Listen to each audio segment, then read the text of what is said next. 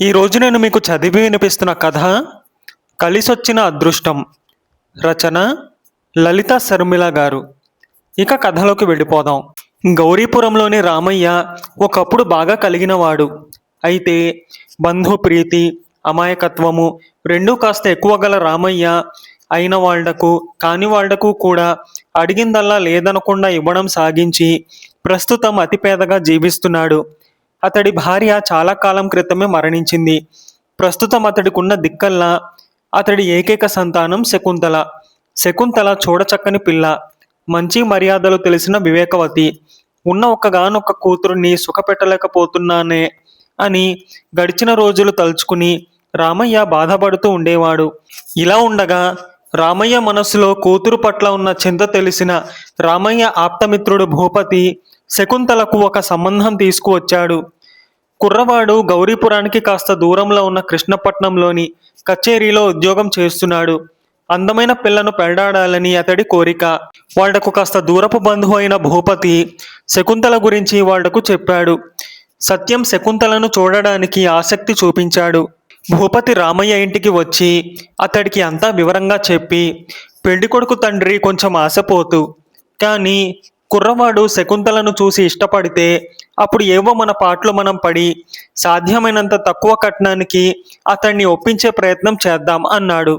ఆ మాటలకు రామయ్య దిగులుగా, అధమపక్షం కట్నం కింద 5-6 వేలన్న ఇవ్వకపోతే తప్పదు కదా, అది ఇప్పుడు నా వల్ల సాధ్యం కాదు. పైగా పెళ్లి ఖర్చులకు డబ్బు కావాలి, ఇదంతా ఎక్కడి నుంచి తేగలం అన్నాడు. ఇందుకు భూపతి ఒక్క క్షణం తటపటాయించి, అయితే విను, దాదాపు 15 సంవత్సరాల క్రితం ఎక్కడో వ్యాపారం చేసుకుంటానని భార్యాబిడ్డలతో ఈ ఊరు వదిలిపోయిన కోదండం గుర్తున్నాడా అని అడిగాడు. రామయ్య ఆశ్చర్యపోతూ, అది ఏనాటి మాట, ఇప్పుడు ఆయన ఎక్కడున్నాడు అని అడిగాడు. వారం క్రితం నేను కృష్ణపట్నం వెళ్ళినప్పుడు ఒకరోజు ఉదయాన రంగనాథుడి గుడికేసి వెళ్ళాను. ఆ సమయంలో అక్కడున్న వాళ్ళందరినీ దూరంగా పొమ్మని భటులు కేకలు వేశారు. నేను కాస్త దూరంగా నిలబడి చూస్తుండగా 4 రాజోద్యోగులతో కలిసి కోదండం కూడా వచ్చాడు. 15 ఏళ్ల క్రితం ఎలా ఉన్నాడో అలాగే ఉన్నాడు. నేను ఆశ్చర్యపోయి పక్కనున్న వ్యక్తిని ఆయనెవరని అడిగాను. అందుకతను, కోదండపాణి గారని ప్రముఖ వర్తకులు, చాలా ధర్మాత్ముడు, గుడి వెనక ఉన్న సత్రం వారు కట్టించిందే అన్నాడు. అటువంటి ధర్మాత్ముడు నువ్విచ్చిన డబ్బును చిల్లి గవ్వ కూడా చెల్లించకుండా అసలు ఇటువైపే తొంగి చూడకుండా ఎందుకున్నట్టు? పెద్ద మనిషిగా పేరు తెచ్చుకున్న వారు ఇలా చేస్తారా? నాకు ఎందుకనో అతన్ని కలుసుకోవడం మనస్కరించలేదు అన్నాడు. అలాగా, భగవంతుడి దయ వల్ల బాగుపడి పైకొచ్చాడు, అదే చాలు అన్నాడు రామయ్య తృప్తిగా. భూపతి జాలిగా, జీవితంలో తనకు మాలిన ధర్మానికి ఒడిగట్టి నువ్వు ఈ స్థితికి వచ్చావు. ఇప్పుడు నువ్వు మడిగట్టుకు కూర్చుంటే అవతల నీ కూతురు బతుకు తెల్లవారిపోతుంది. ఈ పెళ్లివారు వెళ్ళాక మనమిద్దరం కలిసి వెళ్ళి కోదండపాణికి సంగతి చెప్పి సాయం అడుగుదాం అన్నాడు. రామయ్య అలాగే అన్నట్లు మౌనంగా తల ఊపాడు. తర్వాత కొద్ది రోజుల్లోనే పెళ్లి కొడుకు తండ్రి శేషానందం కొడుకు సత్యంతో పాటు బంధువులంటూ 4 వెంట పెట్టుకుని అట్టహాసంగా పెళ్లి చూపులకు వచ్చాడు. పెళ్లి చూపులు జరిగాయి. శకుంతల పెళ్లి కొడుకుతో సహా వచ్చిన వాళ్ళందరికీ ఎంతగానో నచ్చింది. శేషానందం భూపతితో, భూపతి, నువ్వు చెప్పిన ఈ పిల్ల మా అందరికీ నచ్చింది. మా వాడికి కచేరీలో ఉద్యోగం అన్న సంగతి నీకు తెలుసు కదా. 25,000 కట్నం ఇస్తామంటూ లోగడ 2-3 సంబంధాలు వచ్చాయి, కానీ పిల్లలు మాకు నచ్చలేదు అన్నాడు. దానికి భూపతి, ఆనందం, రామయ్య పరిస్థితి నీకు మొదటే చెప్పాను. ఎట్టి పరిస్థితుల్లోనూ ఆయన 5-6 వేల కంటే ఇచ్చుకోలేడు అన్నాడు. అందుకు శేషానందం చిరాగ్గా, 5-6 వేల ఎవరైనా వింటే నవ్విపోతారు. 10-15 వేలకు 10 పైసలు తగ్గినా ఒప్పుకునేది కల్లా అన్నాడు.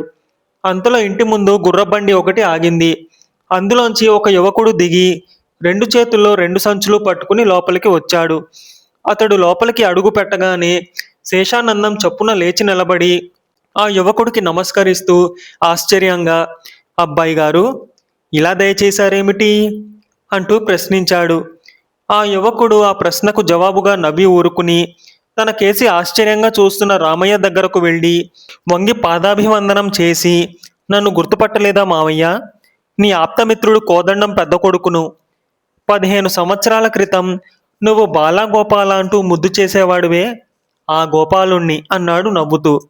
ఆ మాటలు వింటూనే రామయ్య పట్టరాని ఆనందాశ్చర్యాలతో, ఎంత వాడవయ్యావు, మిమ్మల్ని అందరినీ చూసి ఎన్నాళ్ళయింది, అమ్మా నాన్న అంతా బాగున్నారా అంటూ కుశల ప్రశ్నలు వేశాడు. అంతా బాగున్నారు అంటూ గోపాలుడు పక్కన నిలబడి ఉన్న శేషానందం వైపు తిరిగి, ఇంతకు మీరెందుకు ఇక్కడికి వచ్చినట్టు అని అడిగాడు. శేషానందం శకుంతలను చూపిస్తూ, ఆమెను మా సత్యానికి చేసుకుందామని వచ్చాను. మీ మావయ్య గారు నేను అడిగిన కట్నం ఇవ్వలేనన్నాడు. సరే, సెలవు, వస్తాను అంటూ అక్కడి నుంచి విసురుగా గుమ్మం వైపు 2 అడుగులు వేశాడు. అంతలో గోపాలుడు శేషానందాన్ని ఆగమని, ఇంతకు ముందు నేను ఇక్కడికి ఎందుకు వచ్చానని అడిగారు కదా, ఇప్పుడు చెబుతున్నాను వినండి. మా నాన్నగారి కోరిక ప్రకారం మా రామయ్య మామ కూతుర్ని మా ఇంటి కోడలిగా, అంటే నా భార్యగా తీసుకుపోవాలని వచ్చాను. అయితే మిమ్మల్ని చూసి, అయ్యో నేను ఆలస్యం చేశానే అనుకున్నాను. కానీ ఎలాగైతేనే మీరు మా నాన్నగారి కోరిక తీర్చడంలో నాకు ఎంతగానో సాయపడ్డారు. అందుకు మీకు కృతజ్ఞతలు అన్నాడు. అతడి మాటల్లో చురుక్కుమంటున్న వ్యంగ్యానికి శేషానందం ఉడికిపోతూ పరుగులాంటి నడకతో వెంట వచ్చిన వారితో కలిసి వెళ్ళిపోయాడు. అతడు వెళ్ళగానే గోపాలుడు శకుంతల రామయ్యల వైపు చూస్తూ, మీ అభిప్రాయం ఏమిటో తెలుసుకోకుండా తొందరపడ్డాను. ముందు అంతా వివరంగా చెబుతాను, వినండి అంటూ ఇలా చెప్పడం ప్రారంభించాడు. 15 ఏళ్ల క్రితం మా నాన్నగారు మావయ్య దగ్గర డబ్బు తీసుకునేసరికి మావయ్య పరిస్థితి దిగజారుతున్నదట. నాన్నగారు కృష్ణపట్నంలో వ్యాపారం ప్రారంభించాక పట్టిందల్లా బంగారమైంది. ఏడాది తిరిగేసరికి మావయ్య ఇచ్చిన డబ్బుకు అసలుకు వడ్డీ కూడా కలిపి మావయ్యకు ఇద్దామని బయలుదేరబోయారు. అయితే ఆ సమయంలో ఒక మిత్రుడి ద్వారా మావయ్యలో మార్పేమీ రాలేదని, ఆయన ఇంకా ఉన్నంతలో వారికి వీరికి అపాత్రదానం, బహుశా అప్పు పేరుతో చేస్తున్నట్లు తెలిసింది.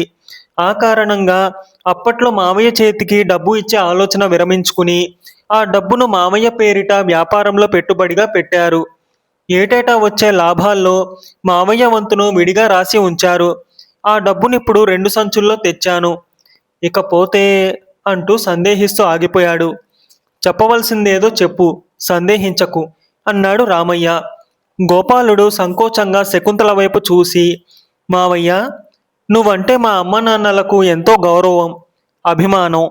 నీ కూతురుని కోడలిగా చేసుకోవాలన్నదే వారి కోరిక.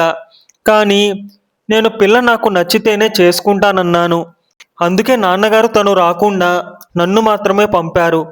నీ కుమార్తె నాకు నచ్చింది, ఇక నిర్ణయం మీదే అన్నాడు.